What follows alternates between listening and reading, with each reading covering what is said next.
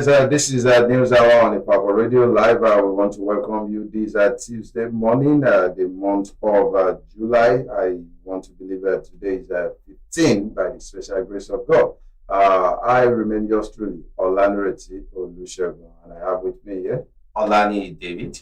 Yes, I will be starting a newspaper review, and I want to stay on the Punch newspaper here with a punchy headline that says soldiers bar traditionalists from Awujale's Muslim funeral. And the detail of the story says soldiers bar traditionalists from Awujale's Muslim funeral on Monday. Yes, barred traditionalists believed to be members of the Oshogbo cult from the Muslim funeral held for the late Awujale of Ijebuland, Oba Sikiru, at Dayton. The presence of cult members at the funeral caused some apprehension, but people around began shouting at them, while soldiers took control of the situation and escorted the traditionalists out of the royal father's residence. I want to believe, yes, as a traditionalist, that Awujale was. The Oshogbo believe they have a role to play, most especially since it is the tradition in Yoruba land when the king passed. They have a way of Traditional rights has to be done. Exactly, but there was a particular law, I think Oba and Chief's law of 2001, which stipulated that traditional rulers could be buried according to their religious disposition. And from findings, it was revealed that Awujale himself happened to subscribe to this law that came into existence 2021. But nevertheless, the people of the tradition, the Oshogbo cultists, are opposed to this. They took their stand. But with what happened yesterday, when for people to have shouted at them that they were not needed, they have made a stand. No, they took a position. But if not for the intervention of the soldiers, maybe the turn would have taken another toll. Well, it's just a pity that it was a black Sunday for Nigeria. Two leaders died, and the two leaders I was told that according to report that they were two jolly friends. Yes. So, and lived the whole world same day. And one at 92 and the other at 82. What a way to join. So, and if you look at it, the Awujale, to me, so far with my finding, is the longest serving. Yes, he reigned for 65 years. He assumed that throne at his youthful age, and that affected his reign positively. And he was able to make the Ijebu land. He placed it in the map of the world by the Ojude festival. Yes. That all sundry home and abroad. As always, it will attract everybody from the diaspora. It has made that Ojude Oba a tourist attraction, which has become a yearly thing and even recognized all over the world. People from the Asian continent, people from the Caribbean, they are always in. And also, he also agitated for the creation of a Ijebu state, which to an extent, that's my first reading at the National Assembly. So I think the traditional ruler will be well remembered for the positive impact and economic growth of the Ijebu land. Yes, he was one of the leaders that really made impact during his lifetime. We have to give that to him. Yes. All right, I'll be going to the Nation newspaper. We also starting on the sad one too. Tinubu African leaders for Daura to attend Buhari burial. So the news says that President Bola Ahmed Tinubu will today in Daura, Katsina State to receive the body of the former President Muhammadu Buhari. The remains are due to arrive from London, the United Kingdom, where he died on Sunday. Vice President Kashim Shettima and family members are expected to fly the body to the Katsina airport in Katsina capital at noon, from where it will be taken by chopper to Daura. So, just like I said earlier, it was a Black Sunday, and the foremost, one of the foremost leaders that have led this country November in 1985. Yes, as a military head of state. November, and when it was overthrown by the then Babangida regime, and of course he came back into power in 2015. As a civilian president. As a civilian president, and he made some impact in the economy. And he made some impact. I can remember then when he was even appointed by the then General Sani Abacha. He appointed him as a PTF chairman. Yes. And as PTF chairman, we saw the impact that he made in higher institutions, even in road infrastructural development. And of course, we can see what it also did, that even the rejected IMF loan here and there. So I think we should also give it to Mujo. And he also was able to hand over to the next elected president. The fact that he conducted a successful transition program is a plus. But talking about late President Muhammadu Buhari, a lot of people will have a different disposition depending on where you are being. Generally as Africans, we don't really criticize, we don't talk about the dead, we always speak good about the dead in African context, most especially in our culture. Yes, you're right, but not when some of the teenagers and youths in the north, I was told, they were on the street and shouting a negative thing when making a negative statement when the president passed, the former president, pardon me. But nevertheless, the fact that I want to underline, he transited successfully was a plus for me. So we all come and go, play our role and leave the rest to. It's a debt that we owe. Yes, definitely. And no man is perfect. I will also want everybody to know that. Moving on with the nation.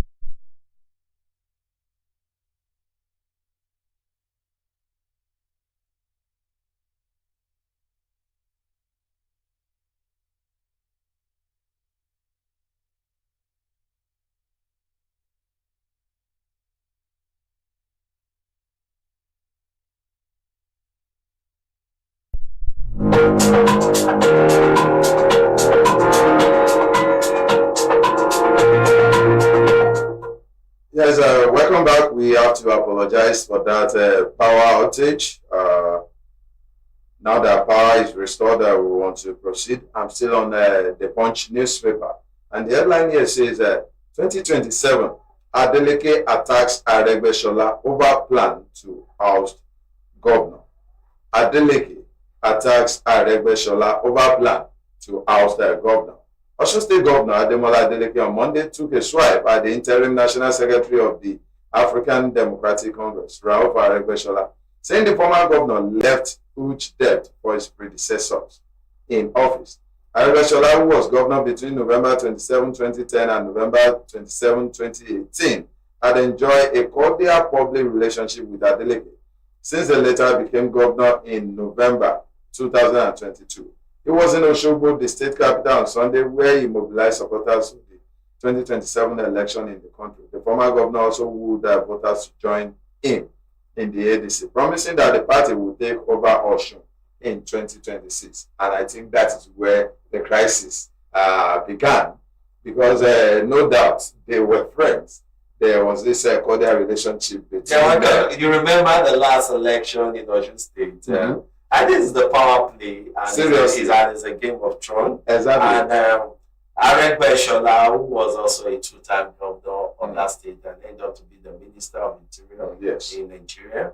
Aregbesola was a bride at that time that everybody was sorting after that. I think there was connection between him and the president. Yes, there was, and it was evident because the APC lost that state to PDP. And that was how Adeleke emerged as a governor. And Adeleke was the bride at that time. Exactly. Times without count, Adeleke acknowledged the role that Aregbesola played. So what must have happened? That is telling us that sincerely there is no permanent enemy. Or permanent friend in politics, just interest. Now that Aregbesola has decided to pitch his tent with the ADC, yes, you will definitely see the other side of Adeleke.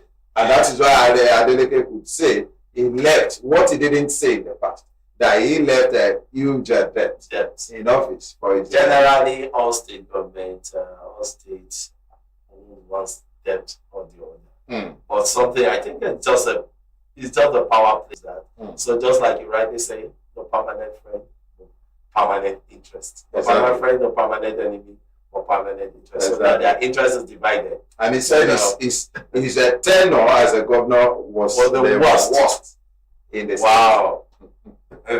Politics is so funny. That's a very so that tells us that in coming to 2027. Okay, I think Osho State will be having the election 2026. Due to the time so 2026. So now we can understand that. We can imagine a lot of things that will happen between 2026 and 2027. Seriously, we should expect a lot of drama and political and a lot of coalition and sub-coalition. That's expected. That's expected. Well, so now we're moving to I'm still on the Nation newspaper. Oyo withdraw mother land grabbing case against monarch,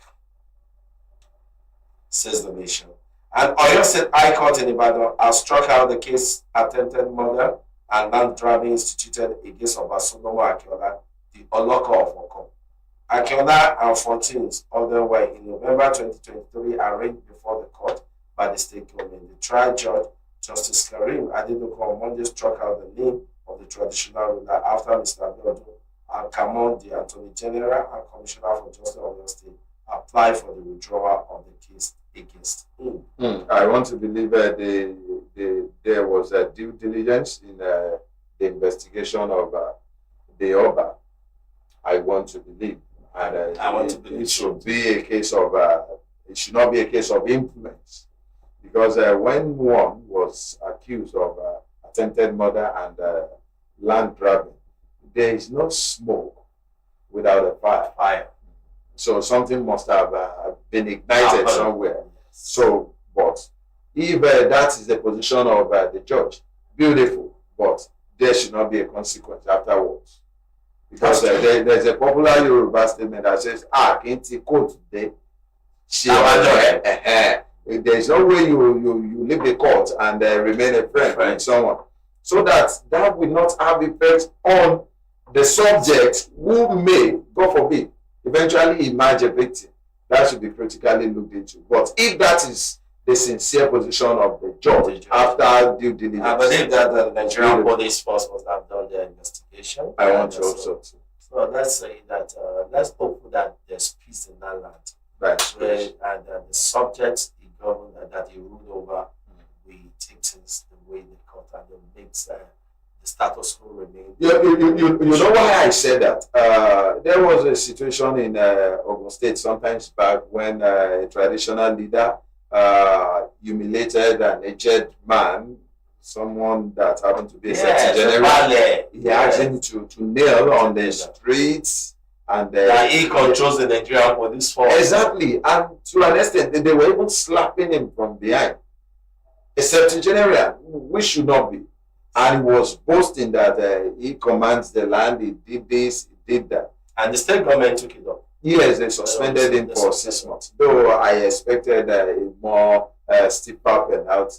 But I hope somebody like him should not. With the statement and the video we saw, somebody like him doesn't deserve to he ought to have been brought in to be on the throne at all. So I expected more than the suspension. Well, I believe that the judge and the government know why they gave him 6 months suspension, and they think the 6 months suspension is almost over. Yes, almost. I'll be glad if it can be extended. Wow. Yeah. Well, I believe there must be somebody somewhere that is watching. Maybe after the suspension. Seriously, it doesn't deserve this throne. Yes, moving on with the Punch newspaper. The NIS says the National Assembly suspends the plenary in honor of fallen ex-president. The National Assembly has suspended all legislative activities in honor of former President Muhammadu Buhari, who passed away on Sunday in London at the age of 82 in a statement signed by the clerk to the National Assembly, Kamoru Ogunlana. The Senate President and Speaker of the House of Representatives directed the suspension of plenary sessions and all related activities until Tuesday, July 22. Yes, to whom much is given, much more is also expected. And the President deserved the former president, I keep on saying the president. The former president deserved the honor as rightly acknowledged. So for serving us and for being a true leader. Yes, that's a good one. That's a good one. So still on the Nation newspaper, I'm in politics now. There's this headline that not so much. We cannot defeat Tinubu in 2027. Divided, say Edo PDP. Wow. So let me read the first and the second paragraph so that we can know what the story entails. Stakeholder of the PDP in Edo State on Monday rose from a meeting with the conclusion that internal crisis rocking the party will make it difficult to defeat President Bola Tinubu in 2027. The stakeholders spoke at a meeting attended by party leaders from the 18 local government area and presided over by Dr. Tony Ezegbemi. So I would say that the PDP is already accepting defeat. It is one thing to be a realist, and I want to comment. Yes, the person who happened to be a PDP member to have Dr. Tony Ezegbemi. Dr. Ezegbemi, for him to have come out openly to state his position, at least he's not one of those that defected. And if that is his observation, he's only calling his people to order. To put their house in order. Exactly. There's too much crisis. Because the house divided against itself. Cannot stand. That is the truth. And the PDP should just see this as a sincere and a genuine position of the man in question, and see if they can mend their works and do the needful to ensure that they don't lose it outrightly. If you look at Lagos State, the local government election that was recently conducted, you'll see the position that they occupied. In most of the local governments, yes, they took second or third place, but far second, far third. So they have so much to do on their part. And that is why we have to give it to the doctor in question for being a realist. Nobody should criticize him for sharing his own opinion. They should just do the needful and ensure that they get things right. Yes, can I proceed with the Punch newspaper here? There is also a political statement that says Obi will contest in 2027 with or without coalition. Obi will contest in 2027 with or without coalition. And that was said by Tanko. The former spokesperson for Peter Obi's presidential campaign, Yunusa Tanko, has declared that the former Anambra State governor will contest the 2027 presidential election with or without the coalition ticket of the African Democratic Congress. Tanko, who currently serves as the Director General of the Obedient Movement, made this known during the second annual colloquium in honor of Associate Professor Abdulmumin Ajia. Yes, Abdulmumin Ajia in Abuja on Monday. Yes, I give it to Tanko here. Yes. It is one thing to be ambitious, it is another thing to be determined. When you know what you want to do. Yes, there's this issue of coalition, maybe it's going to stand or not. No one can tell. But they are already having a plan B, which is a good one. He is a leader. I think I just love his honesty. Good. Because over time, if we look at the political line and the political process in Nigeria, over time we understand that coalition has been the main thing. Solid, strategic, well-planned coalition. Over time, I've overthrown one government. I've taken over. Yes. Don't let me use the word overthrow because they're a military government. It's a democratic setting. So coalition has really worked in Nigeria so far. Because if we look at it, even in 1998, in 1991, we have the three political parties: the PDP, the APP. The APP is APP then. That is PDP, APP, and AD. Okay. So you can see that there was now a coalition along the line that PDP was able to sweep most part of the election, while in the southwest there, the AD maintained the rate. And if you now look that Years later, we have the ACN, the APP faction of the APP coming up as APP. Then the faction of the CPC. CPP. CPC. Yes. Then also ABGA coming together, forming a coalition. And even the faction metamorphosed into the new PDP. And we now have the NPDP. The NPDP, yes, you're right. And now metamorphosed into APC. And they were able to do what in 2015? Yes. Take over. And why we know that then PDP was boasting that they are going to reign for the next 50 years. That's a story now. That is history. But unfortunately for these ADC, yes, coalition is a good thing, but they are starting with so many crises already, internal crisis. But the fact remains that Tanko's position is that whether these coalition stands or not, Obi is running. Yes, it is a good thing when we have people giving the president run for that office. They are putting up a good fight. That will make him to be on his toes in a bid to deliver on the yearnings of Nigerians. And that I want to believe in turn will give us a better nation. And I'm still on the Punch newspaper here. The headline says, don't do it. Wike cautions Okpebholo against Obaseki's probe. Don't do it. Wike cautions Okpebholo against Obaseki's probe. Even without reading the content of this headline, is Wike an appropriate person to caution one not to take a legal action?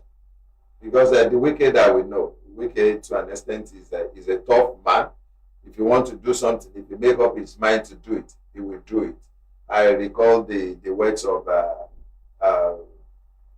Ayo Fayoshi to what's the name of the suspended governor? To Fubara, yes. That you need to be careful with Wike. Just don't offend him. If you offend him, he won't forgive you, he will fight you, will do this. Those adjectives are genuine testimonies. And if you don't have something, you don't give it. So for Wike to now be advising Okpebholo against Obaseki's probe, I don't know why. But let me quickly read the content of the story. It says the Minister of the Federal Capital Territory, Nyesom Wike, has warned Governor Monday Okpebholo of Edo State against embarking on a probe of his predecessor, Governor Obaseki, urging him instead to focus on the development of the state. Okpebholo last Friday said that his administration will set up a commission of inquiry to look into ex-governor Godwin Obaseki's record, which is not a bad thing if you ask me. I think Wike should also be cautious. He should be cautious because he's not an institution. He is just the former governor of the state. And there's also the FCT, present FCT minister. So he's not the right person to caution the sitting government either to prove or not to prove. So he can advise as a person. As a matter of making or personal relationship, public or not public, because and he said this at a particular function in Benin, which shouldn't be. So it's not acceptable. So it's not acceptable. But what pissed me off here is that he is saying that probing Obaseki will yield no meaningful results. I don't know why he concluded even before they initiated that probe in the first place. And I want to liken this to interest and influence, which shouldn't be. I mean, you know that Wike is also a PDP person, and Obaseki is also. Obaseki came in as an APC. Wike is a PDP man on paper. So, that's what I would say. So, well, I know him as a PDP member because it was at their last NEC meeting. It was at their last NEC meeting, so he's a PDP member, and I've never seen in the NEC meeting of the APC. I did not mention any political party either. So, no, I'm just trying to raise that word that is a PDP member. All right, it's noted. It's noted. So now, being a PDP member, so I think they just trying to cover the house of his fellow PDP man. So who ruled over Edo State for the past years. And at a point in time, they were in government together. He was his contemporary. And also the same Wiki in the last election that now brought in the Okpabolo to become the APC governor. Mm-hmm. Wiki was there to campaign.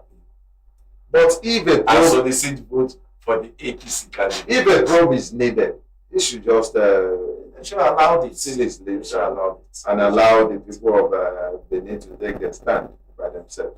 So still on the Nation newspaper, I'm still on politics. APC closes National Secretariat to honor late President Buhari. In honor of the late former President Muhammadu Buhari, the APC has announced the closure of its National Secretariat in Abuja. The former president passed away on Sunday in London Hospital after a prolonged illness, prompting a wave of national mourning. According to a statement issued on Monday by the party National Publicity Secretary, Felix Moka, the closure was directed by the acting national chairman, Honorable Buka. I think this is expected because according to the constitution of the party, the bylaw of the party, the APC, says that whoever is the president of the country is the leader of the party. Mm-hmm. So, and for him to have governed for the past 8 years, yes, he was at a point the leader of the party, expected that the leader of the nation. Yes, the leader of the party is the leader of the nation, is the father of the nation. Mm-hmm. So, and now he has gone to join his ancestors. And he was a pioneer president. That was sponsored by APC. And he also installed, whether we like it or not, is a successor. Asiwaju Bola Ahmed Tinubu, the present president. So he must be commended for that. And on Tribune newspaper, FG declares a Tuesday public holiday to honor Buhari. FG declares a Tuesday public holiday to honor Buhari, and that is why when you go around, you discover that the street is calm, quiet, and there is no busy traffic as it used to be. The federal government has declared Tuesday, 15 July 2025 as a public holiday in honor of the late former president of the Federal Republic of Nigeria, Muhammadu Buhari, who died on Sunday at 82. Minister of Interior, Olusegun Ojo, made the declaration on behalf of the federal government following the approval of President Bola Ahmed Tinubu. He noted that the public holiday is in furtherance of the 7 days of national mourning declared by the President Tinubu. A statement by the Permanent Secretary, Dr. Magdalene Ajani, said. This is also expected. As a matter of fact, somebody said in the studio here during the newspaper review that they already expected the public holiday yesterday. So Buhari deserved to be honored even in them. He has started so many capacity right from 1962 when he joined the military, when he was there. So from that, it was not called NDA then, I think it was called Nigerian Military College in Kaduna. The college or school in Kaduna. So and over time he has been there. And if you check his military record, most of the people that he served together with, they know that he's very reserved and very disciplined, and he's not a part of Nigeria at time. And I think one of the impact that he made that I love so much is why, which is war against indiscipline. When he was in power as a military head of state in January 1985 to November 1985, and of course, and up to date, that's why that in Lagos you go to so many bus stops, so many stops, and you see that people queue. People queue, because Lagos State is overpopulated, density populated, and of course, but he taught them the way to queue to enter buses and taxis, and I think library. Because I remember then, you cannot throw yours. Then I think there was no sachet water. There was dispose your refuse. There was no healthy way on the streets. Dispose your refuse in an healthy way, and of course your environment must be neat, and you must pay your tax. That happened to be one of his features. Yes. Upholding the rule of law. He was so strict when it comes to that, and very disciplined. So, and most of the offices that he held, even when he was a PTF, and with the sum of £1 on each oil barrel was being dropped into the PTF account, the man made everything accountable the way it is, because we go virtually to all federal institutions, federal schools, even I think to some extent to some state schools.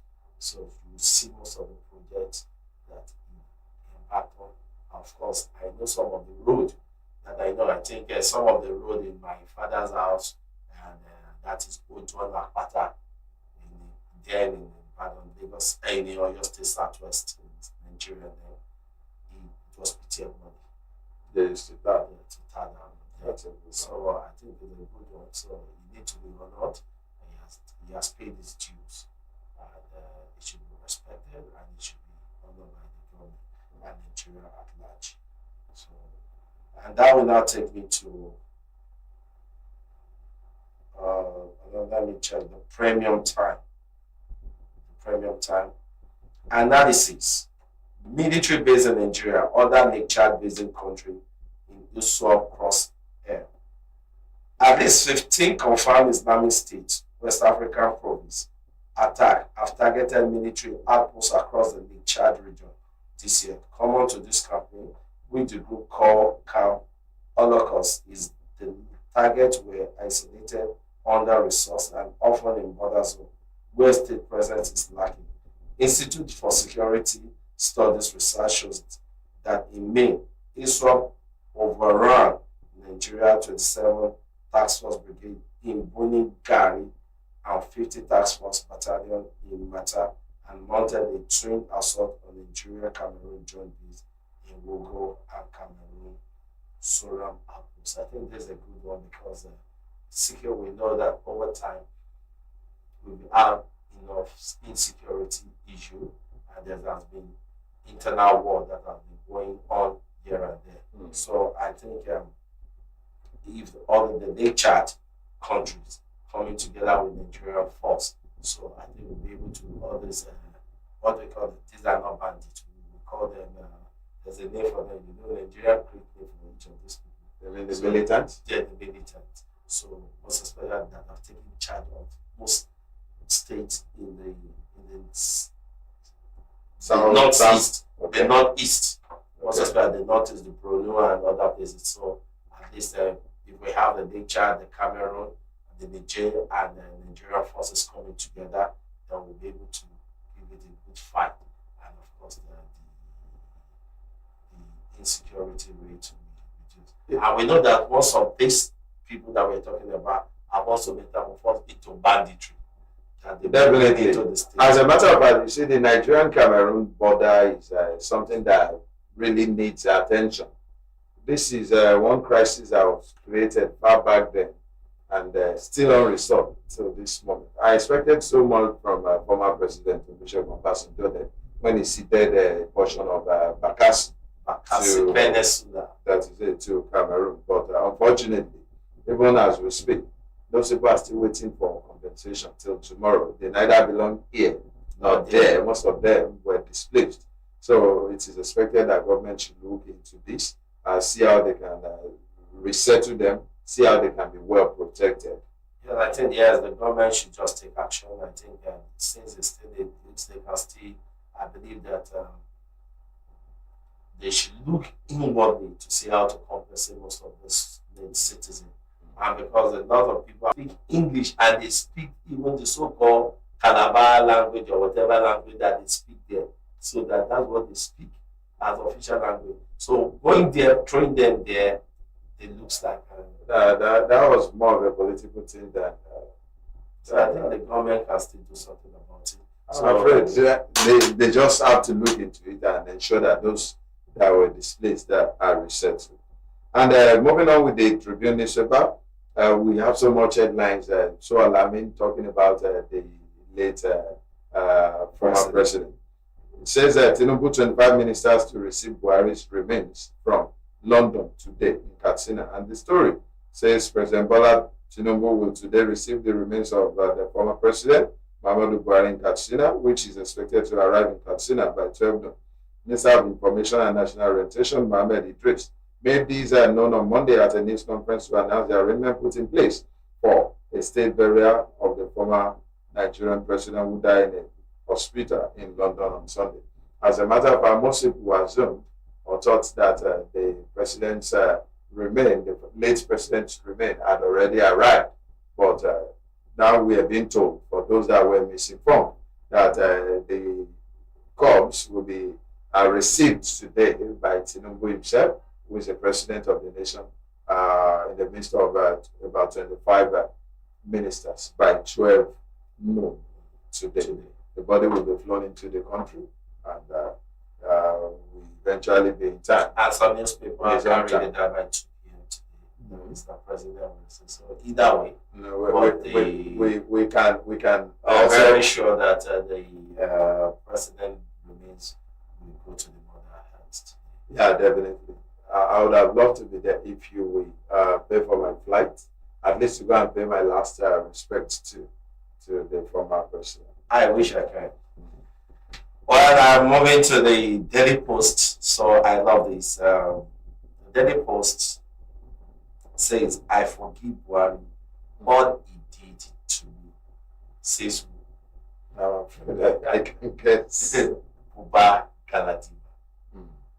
Buba Galadima was the National Secretary of the defunct CPC at that time. So let us see the caption here. Buba Galadima, a former ally to the late President Muhammadu Buhari, says he has forgiven the ex-president for everything he did to him. Wow, that's so deep. Baba Galadima was one of the signatories to the merger that bettered APC and worked tirelessly for the election of Buhari in 2015. But at some point, the former National Secretary of the CPC left the former president and became a known critic of his administration. Wow. But forgiving him is a good thing, if you ask me. But it would have been better if it happened While they were both living. They could have approached each other, talked about their differences. That is how to go. As somebody that. Nevertheless, it's still a good thing. I think forgiveness is divine. So the man lets go.